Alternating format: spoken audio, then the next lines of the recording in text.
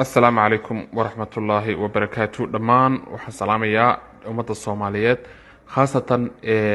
dadka reer Forefa walaalayaal waxa weeyaan maanta waxaan isleegi doonaa kilib yaro kooban oo ku duubayo alaabaha kabaniga qayb kamida waxaan isla ognahay alaabta kabaniga saddex nooc kala baxdo qayb qurxinta alaabta kabaniga Forefa sheegaya qayb qurxinta maqaarka qayb miisaan dhimista iyo qayb dawooyin herbal ah saddexda iyadoo kala baxda waxaan isleegi doonaa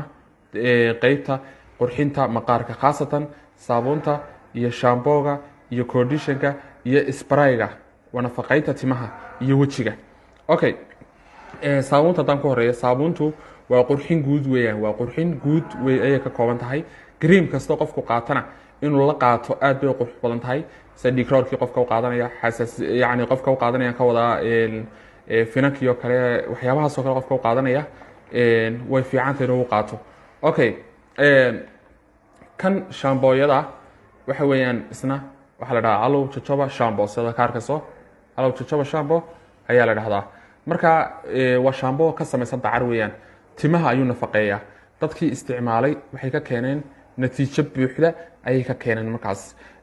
marka waxa weeyaan waa shaamboo timaha nafaqeeya aan wax acid oo shaambooyada kale acid ku jirta haba yaraatee ka kuma jirto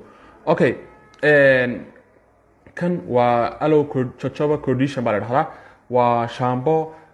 fadhiya isagu waa dacar la fadhiisiyay oo waxa weeyaan madax sida green oo kale markaad meedhato shaambooga markaad ku meedhato jirka aad ku meedho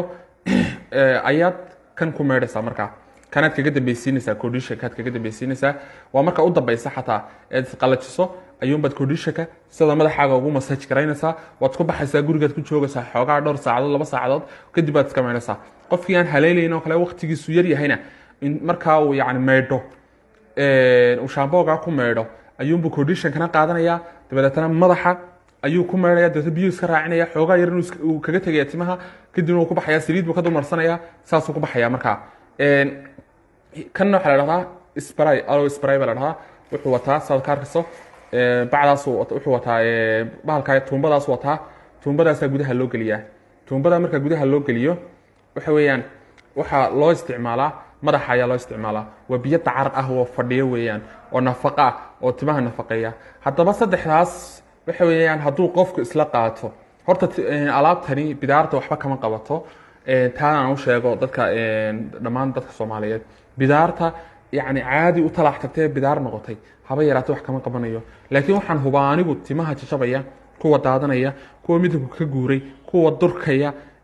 nafaqa la'aanta ku dhacday waxyaabahaas oo dhan nadiif bay ka dhigaan aniga isticmaalay aniga natiijo buuxda ka keenay taana aan u huba ummadda Soomaaliyeed marka waxay idin rajeenayaa shaambooyada iyo conditionkaas iyo aloe vera spraygaas saddexdaaba haddaad isticmaashaan way jiraan kabanigu kiniina uu soo saaro iyaguna timaha nafaqeeya oo ka yaalinaya inay qofku bidaar yeesho oo nature mean baa kamida waxyaabo royal chili baa kamida alaabtaas oo dhan kamida saa darteed alaabta kabaniga horta ma kala dhacdo laakiin maanta waxaan kusoo koobayaa intaasaan kusoo koobaya insha Allah aad baad mahadsantihiin soo dhawaada baa idin leeyahay qiimayaashooda ayaan mid walba dul istaagi doonaa alaabtani maadaama tahay alaab natural oo dabiiciya oo wax weeyaan Mareykanka laga keenay oo original waxyaabaha chemical dhan laga ilaaliyay saabuunta waxa la siiyaa qiimaheeda $8 baa la siiyaa waa 142 gram baad arkaysaa shaambooga sidoo kale waxa weeyaan $20 weeye kan waa la mid sidoo kale waa 20 kan waxa weeyaan spraygu waa 25 intaas waxa isku noqonaysaa saddexda kala duwan shaambooyada isku tagaya $60 tan waa $8 qofka hadduu qaato iyadana waxa weeyaan waxay u noqonaysaa $270 bay isku noqonaysaa aad baad u wada mahadsantihiin